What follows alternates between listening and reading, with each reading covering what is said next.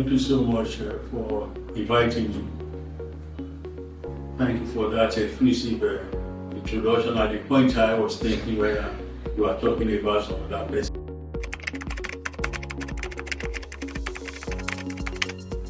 Lagos for me is a great state, a great city state. As we all know, it's the smallest state in Nigeria, yet it's home to about 25 million people. That's the highest population, highest concentration of black people anywhere in the world. So Lagos is the pride of the black man. Lagos is where everything happens in terms of entertainment, in terms of sports, in terms of business, in terms of commerce, in terms of everything that makes us a human being. So Lagos for me is a city that is beyond an ordinary city. It's young for the black man. But the popular thinking is that, Lagos has the highest concentration of black people. That's everything that we need to do to uplift the black man. There is no way Lagos can be left out of the equation, out of the solution, and out of all of the advancement that we are making as a people, the development we are making in science and technology, in music, in entertainment, and in governance. Because for me, I feel if you consider anywhere in Africa where governance is going on, Lagos transcends highest scholars. Well, I believe it's first the grace of God that has given Lagos very good natural resources. You have the sea here, you have the lagoon here. Even though, like I said, it's in China's of us, states, yet it's ours, the highest population of the people, and that is the highest concentration of black people anywhere in the world. And apart from that, Lagos is good governance is here. It's well run. It's you see the battle every day to move forward, to develop. So people who are coming into Lagos, they also want to feel the part of governance. They also want to be part of development. They also want to be part of all of the good things that we are looking at. Like I said, Lagos is the champion of development of the black people as far anywhere in the world, in terms of entertainment, in terms of technology, science, sports, everything that you can think of. And Lagos is the commercial headquarters, business headquarters of Nigeria. It's the engine room of everything that is going on in business, in commerce. That's the highest GDP, about 20% of Nigeria's GDP, and the highest in any city-state in Africa apart from, I think, Cairo.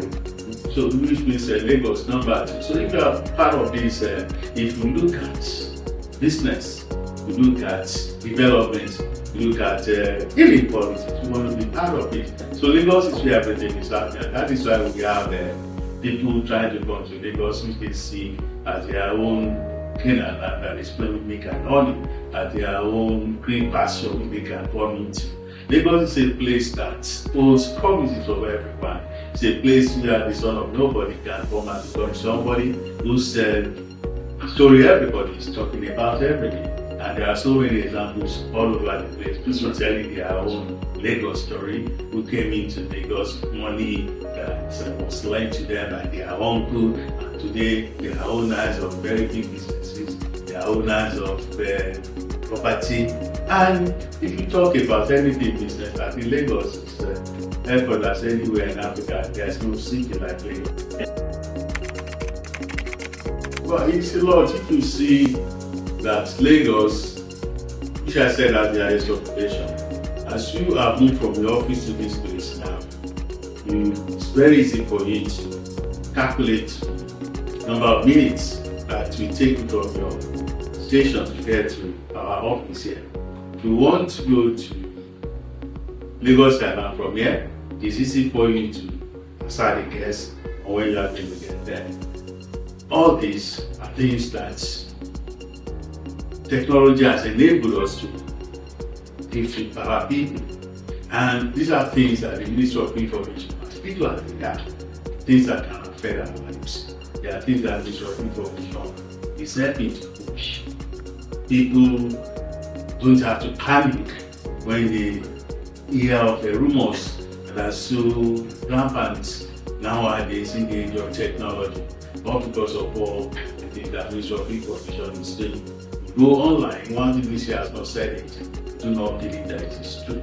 Then you reduce it as tune to radio and you see us there. So the Ministry of Information is doing a lot for Lagosians how to plan their days, Lagosians for how not to panic when people carry all those negative rumors about governance, about security, about health, and all of that. So every time you go to Lagos State website or to radio or social media, you'll find Lagos State government dishing out information about life in the city, about life in Nigeria, about all the things that are going on that may concern our people. You want to do business, we're there for you. So you have a piece of information everywhere that you go into. So in terms of living and improving living conditions, the Ministry of Information is doing a lot to help Lagosians.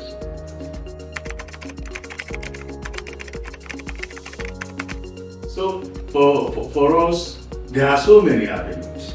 You go online when you talk to Lagos State government, there are interactive channels that you can use. Our radio stations are up and running every day. You can pick up your phone and things are better in terms of technology, call the radio station and say the government is not doing this for you, or you want to comment the government about this. And apart from that, we just started a new program on X, which are now taking to YouTube. It's already on YouTube, and it's also on it's going to be on Facebook. We call it Ask Lagos. You say you pick a topic every week, then the guys from the show, they will invite me, they will invite some of my colleagues to come and speak. And anybody can, it's an open space, open, anybody can pick up the phone and call, talk about any topic of big discussion at that time about it. So we are trying as much as possible to be transparent to the public, because we do not have any like. And besides, we are servants of the people. The interest of the people is on top of our agenda every time of the day. So the Lagosians have so many challenges for which the government, but their voice will be heard.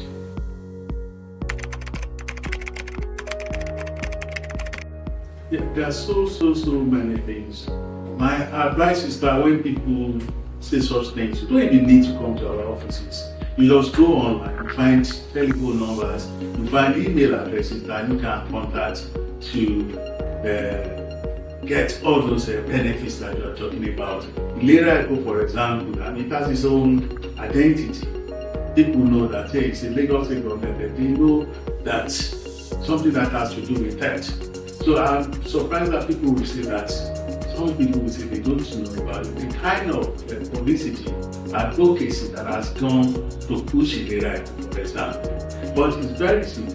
If you go online, if you check Lagos State website, if you even type Eko on Google, all of the information you need will be there. And so, some of, even all of our programs, we talk about Lagos State Employment Trust Fund too. Lagos State Employment Trust Fund in about 4-5 years, and they've done over 40,000 jobs, direct jobs. If you look at others, you have thousands and thousands of jobs. All you need is that you have an idea of a job that you want to do. Just take your proposal there, and they look at it with this, that is why they fund it, and in lowest rate. I mean, it's like a grant next to nothing. So many of our young men that I met when I was on a campaign for the second tenure of Mr. Governor, who said that they got funds to their businesses from Lagos State Employment Trust Fund. If you are in the creative sector, for example, we have trained over 16,000 young people in acting, in script writing, in editing, in filmmaking. People are interested in all of these things. Young people, over 60,000 of them. Government is in partnership with the private sector, people like Ebony Light, like York, like Okidi, like Ama, who are training all these young people. and the state government pays them. And then we have 19 vocational centers in the state. If you don't have a job, you want to learn a trade, you go in there and learn a trade. And once you pass out 6 months, 3 months, 1 year, depending on what you're doing, hairdressing, padding, welding, shoemaking, tie and dye, all manner of businesses. When you pass out from all these institutions, you are not left on your own devices. You are being given equipment to go and start your own trade. In some cases, some people get money to go and start their own trade. If you are young or whatever your age is, you are into science and technology, Lagos State Science Research and Innovation Council has about 1 billion grants.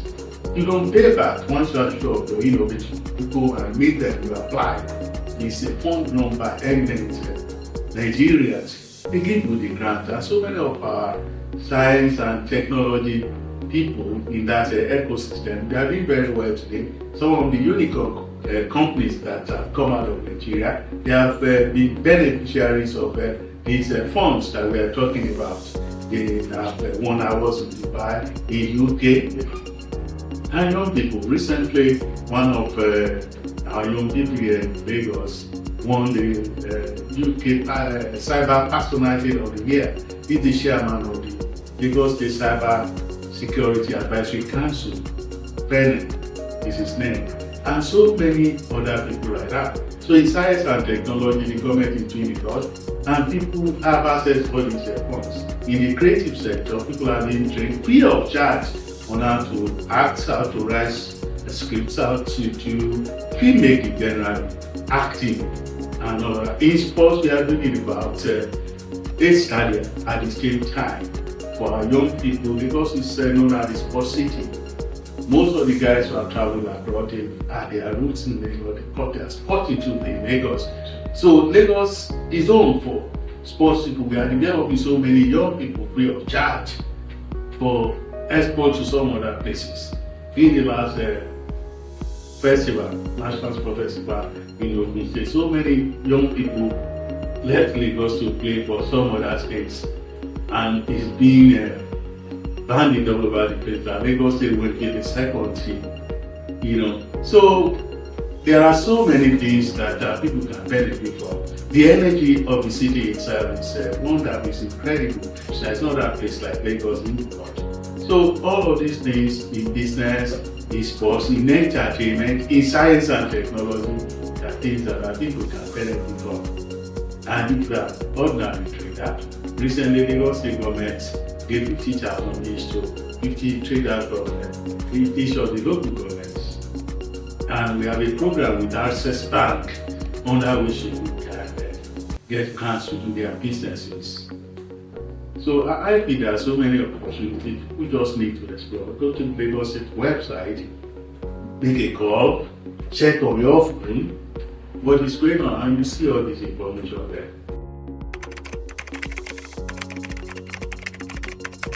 It's a very big problem, and it's not a problem that the government alone can solve all alone. And it's not exclusive to Nigeria, it's all over the world. The question of misinformation, malinformation, disinformation, and all those negative aspects of communication that people take advantage of to cause chaos, to cause trouble all over the place. You see, technology has given all of us the right to communicate us. That has enabled us to be able to communicate as we like. But people do not realize that there's a negative side to it. That you can see that in the comfort of your room, type something on your phone and press it, and then the thing goes viral and it can cause trouble all over the place. People do not realize that negative aspect of the technology that they are moving. And how do you check? You can't call the Ministry of Information. You can go on our website and ask, is this true? This is the only state that I have seen that upon being sworn, the state government publishes your phone number, and people call you, people have access to you, and then you can see that we don't have each gates in our house here.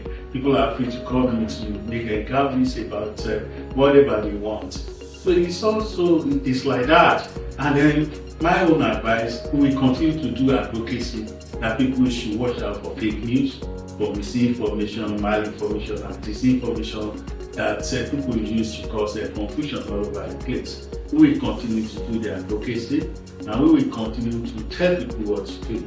If it looks too good, it may be fake, it may be a scam.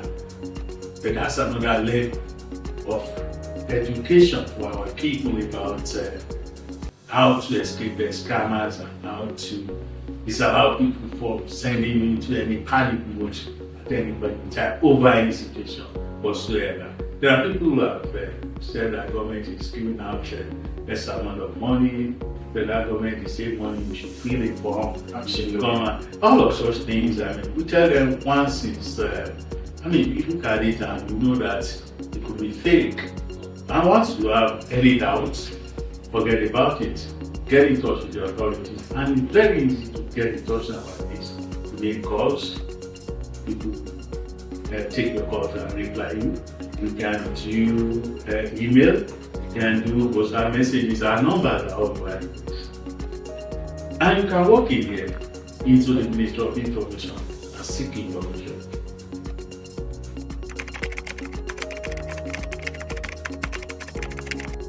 Well, for me, as a product of a free speech, I'm not free speech, and I will vote for free speech.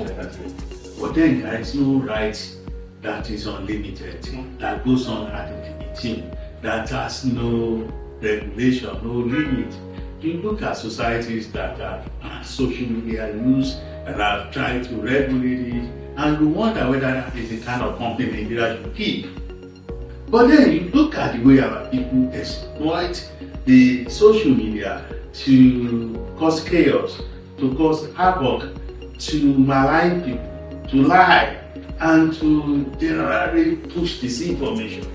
And you feel that this is not good enough. You find people who do not see anything good in society, who will not mind causing violence, who will not even know the power of what they are carrying, the technology that they are using. So if you look at such things, you may wish that there should be some regulation. But I feel that our people should deserve the right to say their minds. There is no way you can have over 200 million people and expect everybody said to be correct. It's not possible. But then people should also try as much as possible to know that there is no freedom that doesn't have responsibility. We are very quick in Nigeria, and I don't agree to talk about our rights and privileges. Nobody is talking about responsibility.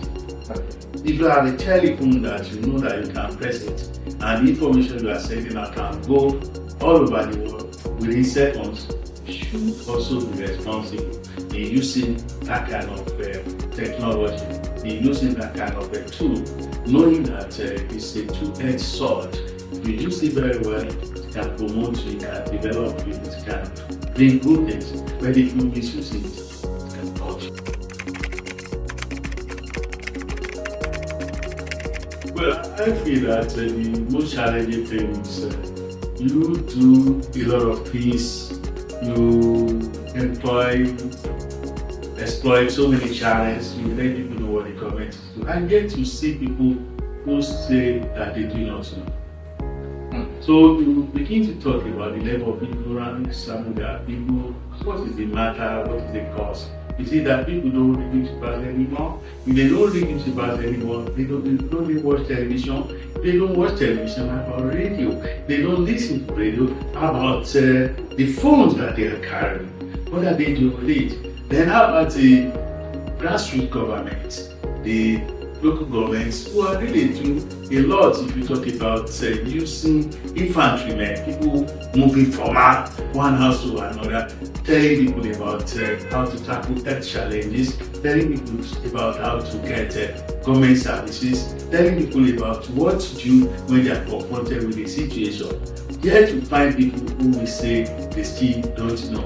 And apart from that, there are people who just wake up and they stay in the comfort of their rooms and begin to concoct stories, begin to write all manner of things that are not true, And then they press send, and then all over the place we begin to send the things around as if they are true, and some will even write forwarded as received. I mean, all sorts of questionable things that will make your job difficult, because information is not just about communication, it's also about the end of that communication. The information you are trying to pass to the public, what is the information intended to? Is for development, for peace of mind, for advancement in humanity, and for general well-being, not just for somebody to just receive the information. The information must have effect on the person, it must lead to development. So you as challenged as the man in charge of the driver's seat, that are we achieving all these objectives of the information that we are passing out? So for me, it's neither here nor there. You meet people who say, hey, you are doing a good job, we hear this, we hear that. You meet people who say, oh, I've never heard of this before. And you find out, how do we know? And you see, meet people who say, oh, your government is doing a lot, but you don't hear about it. And I ask them, how do you know the government is doing a lot? You didn't hear about it. So you find out that all of these contradictions, controversies, they are very difficult to tackle at times. So for me, those are the challenges.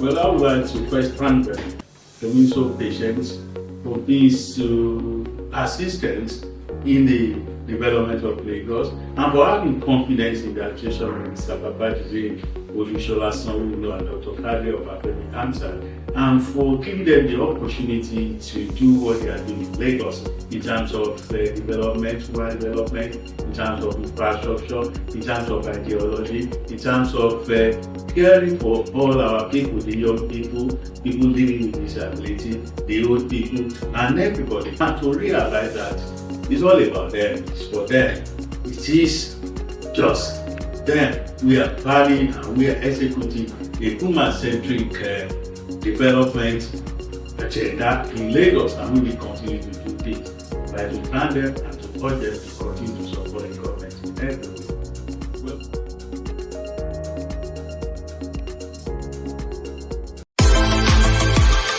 Wash 94.9 FM.